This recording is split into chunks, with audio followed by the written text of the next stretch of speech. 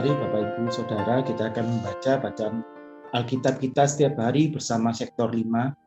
Hari ini dari 2 Korintus 11.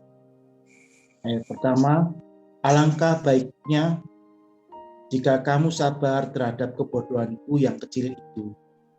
Memang kamu sabar terhadap aku, sebab aku cemburu kepada kamu dengan cemburu ilahi, karena aku telah mempertunangkan kamu kepada satu laki-laki untuk membawa kamu sebagai perawan suci kepada Kristus. Tetapi aku takut kalau pikiran kamu disesatkan dari kesetiaan kamu yang sejati kepada Kristus. Sama seperti Hawa diperdayakan oleh ular itu dengan kelicikannya. Sebab kamu sabar saja, jika ada seorang datang memberitakan Yesus yang lain daripada yang telah kami beritakan, atau memberikan kepada kamu roh yang lain daripada yang telah kamu terima, atau Injil yang lain daripada yang telah kamu terima. Tetapi menurut pendapatku, sedikit pun aku tidak kurang daripada rasul-rasul yang tak ada taranya itu. Jikalau aku kurang paham dalam hal berkata-kata, tidaklah demikian dalam hal pengetahuan. Sebab kami telah menyatakannya kepada kamu pada segala waktu dan di dalam segala hal. Ayat ke-7, Paulus tidak mementingkan diri. Apakah aku berbuat salah jika aku merendahkan diri untuk meninggikan kamu? Karena aku memberitakan Injil Allah kepada kamu dengan cuma-cuma. Jemaat-jemaat lain telah kurampok dengan menerima tunjangan dari mereka, supaya aku dapat melayani kamu. Dan ketika aku dalam kekurangan di tengah-tengah kamu, aku tidak menyusahkan seorang pun, sebab apa yang kurang padaku dicukupkan oleh saudara-saudara yang datang dari Makedonia. Dalam segala hal aku menjaga diriku, supaya jangan menjadi beban bagi kamu, dan aku tetap berbuat demikian. Demi kebenaran Kristus, di dalam diriku, aku tegaskan bahwa kemegahanku itu tidak akan dirintangi oleh siapapun di daerah-daerah Akaya. Mengapa tidak?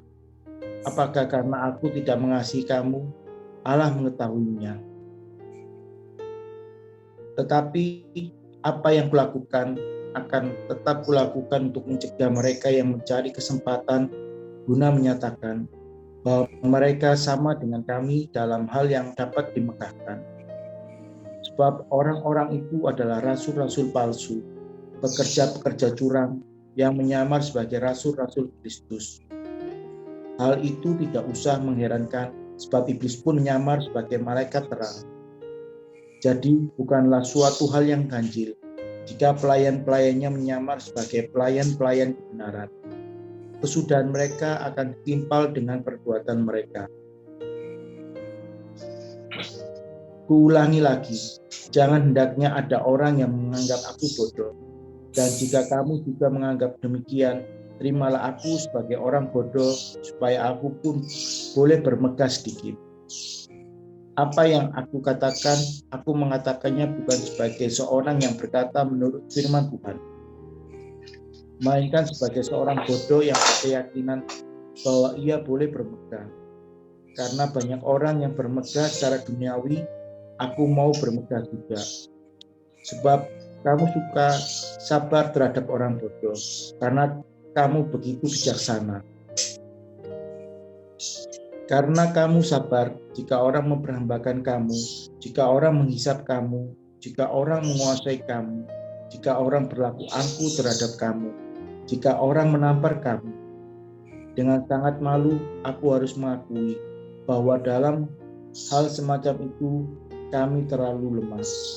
Tetapi jika orang-orang lain berani membanggakan sesuatu, maka aku berkata dalam kebodohan, berani juga. Apakah mereka orang Ibrani? Aku juga orang Ibrani. Apakah mereka orang Israel?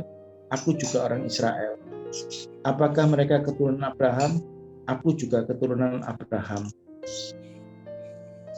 Apakah mereka pelayan Kristus? Aku berkata seperti orang gila.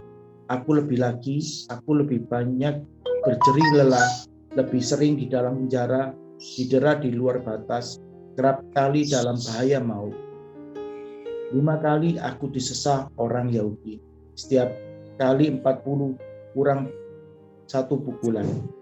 3 kali aku didera, 1 kali dilempari dengan batu, 3 kali mengalami karam kapal.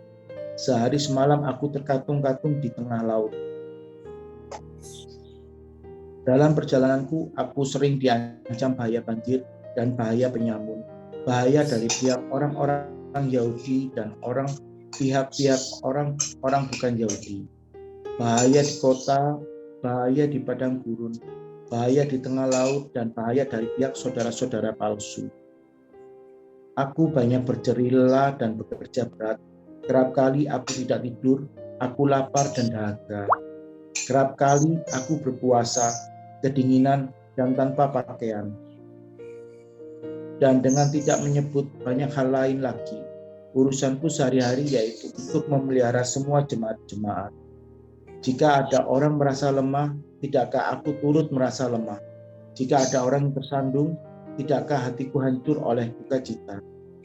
Jika aku harus bermegah, maka aku akan bermegah atas kelemahanku. Allah, yaitu Bapa dari Yesus Tuhan kita, yang terpuji sampai selama-lamanya, tahu bahwa aku tidak berdusta. Di Damsyik, wali negeri Raja Aretas menyuruh mengawal kota orang-orang Damsyik untuk menangkap aku.